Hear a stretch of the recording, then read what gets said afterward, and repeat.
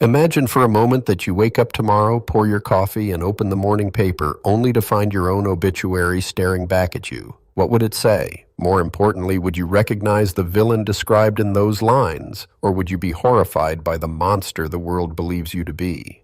We spend our lives relentlessly chasing success, building empires, and accumulating power, rarely pausing to consider the collateral damage of our ambition.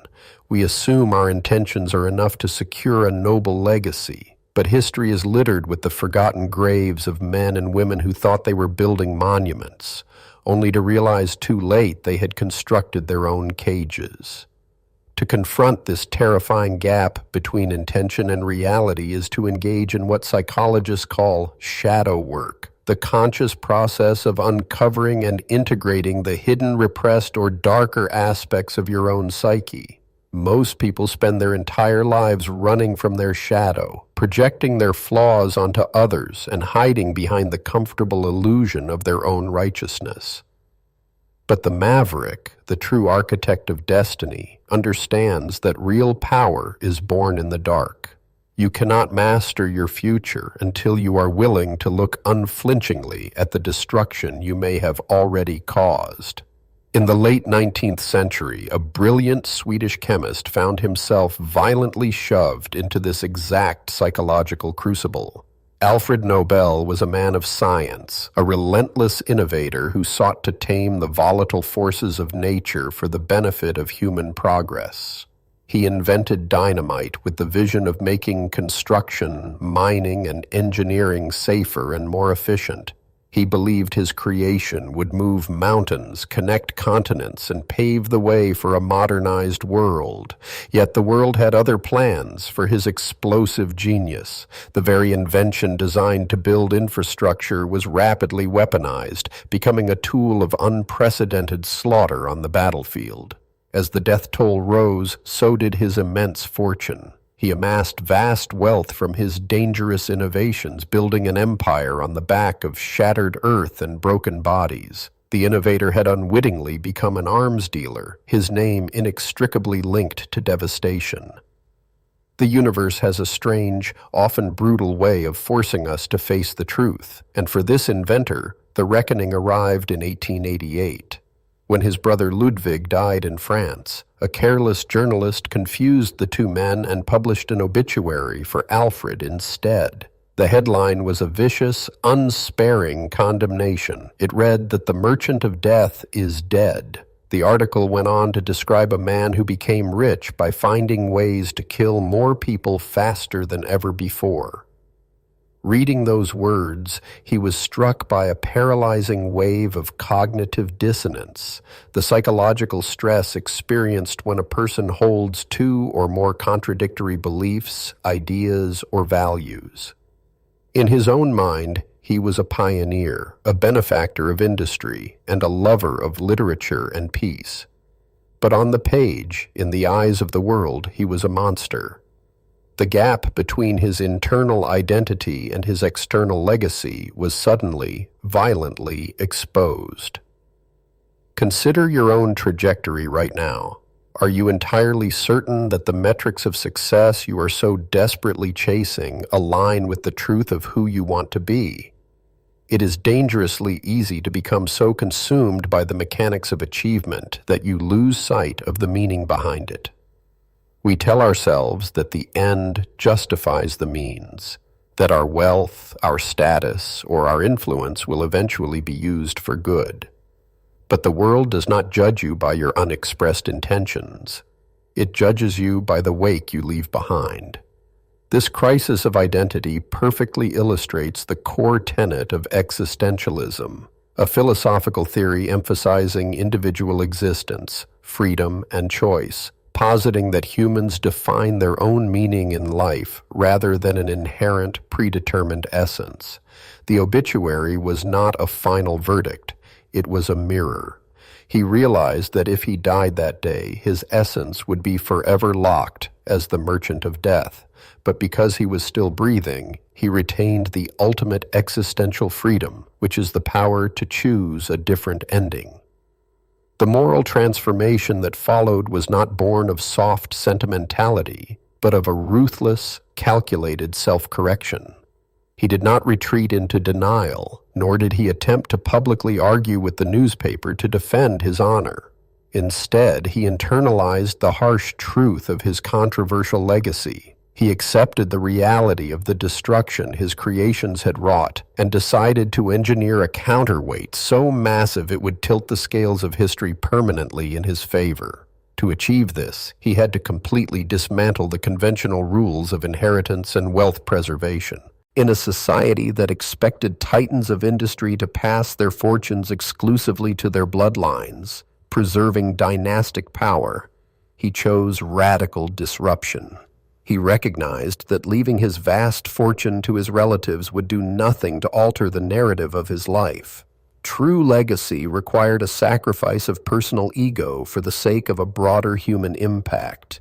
In absolute secrecy, he sat down and rewrote his last will and testament. He directed that the overwhelming majority of his immense estate be liquidated and invested in safe securities.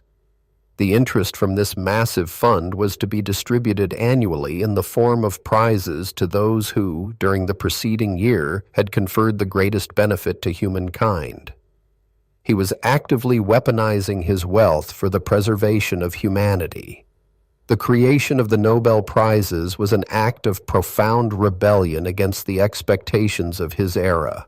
When he finally passed away in 1896 and the contents of his will were revealed, the backlash was immediate and fierce. His family was outraged, feeling robbed of their rightful inheritance.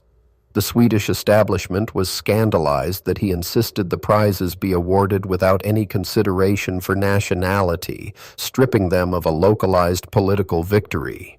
Enduring such posthumous outrage requires a mindset deeply rooted in Stoicism, the ancient Greek philosophy of enduring pain or adversity with resilience, focusing entirely on what you can control while remaining indifferent to external opinions. He knew he would not be there to defend his choices. He had to possess the stoic foresight to structure his final act so flawlessly that the noise of his detractors would eventually be drowned out by the undeniable virtue of his mandate. That ancient wisdom still resonated deeply within the structure of his plan. He accepted the isolation of the visionary, knowing that those who break the mold are rarely celebrated by the pieces left behind. The decision to establish awards in physics, chemistry, medicine, literature, and peace was a deliberate mapping of his own complex soul.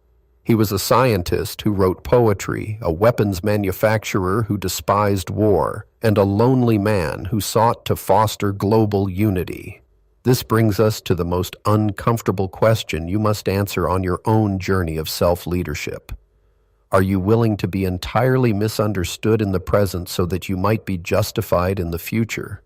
Forging an authentic path often requires making decisions that defy the logic of your peers.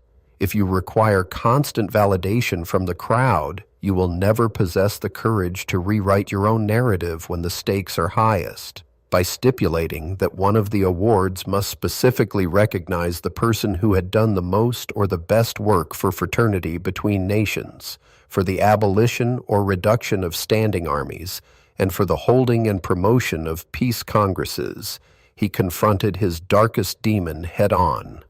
The creator of dynamite mandated the ultimate reward for peace. It was a masterstroke of historical alchemy. Today, the name Nobel does not conjure images of shattered rock, battlefields, or the mechanics of destruction. It evokes the pinnacle of human intellectual achievement and the tireless pursuit of global harmony. Through one decisive, uncompromising act of will, he successfully orchestrated a complete moral transformation. He hijacked his own narrative from the jaws of infamy and forced history to remember him not for how he made his money, but for how he chose to give it away. This is the true essence of mastering your destiny. It is the understanding that your past does not have to be a prison. It can be the raw material for your redemption. The mistakes you have made, the collateral damage you have caused, and the controversial elements of your own story can all be leveraged. They provide the necessary friction to strike the spark of a profound awakening. The echoes of his stoic resolve follow us into the modern era, serving as a blueprint for anyone feeling trapped by their own success. You do not need to invent high explosives or amass a global fortune to experience this exact crisis of meaning. Every day you operate on autopilot, chasing hollow victories. You are writing an obituary that you will eventually despise. Look closely at the empire you are currently building, whether it is a business, a career, or a family dynamic. Are you acting as an architect of human potential, or are you unwittingly becoming a merchant of your own spiritual death? The discipline of the renegade noble is to constantly audit the alignment between their daily actions and their ultimate purpose. True wealth is never found in the capital you hoard, the titles you acquire, or the fear you instill in your competitors. It is found in the trajectory you set for those who will come after you. To redefine success on your own terms means stripping away the societal conditioning that tells you to take as much as you can and replacing it with the terrifying freedom of deciding what you will leave behind. You hold the pen to your final chapter. The realization that you can completely transform your life's work in an instant is both liberating and utterly terrifying. It removes all excuses. If a man known globally for death could transform his name into the universal symbol for peace and human endeavor, then whatever limitations you believe are holding you back are nothing more than self-imposed illusions. The time for passive existence is over. You must uncover the moral crisis within your own life before a tragedy forces it upon you. Challenge the status quo of your own behavior. Forge your authentic legacy with visionary resolve. The world is waiting to see what you will build from the ashes of your old self. Will you let them write your story, or will you force them to read the one you deliberately lived?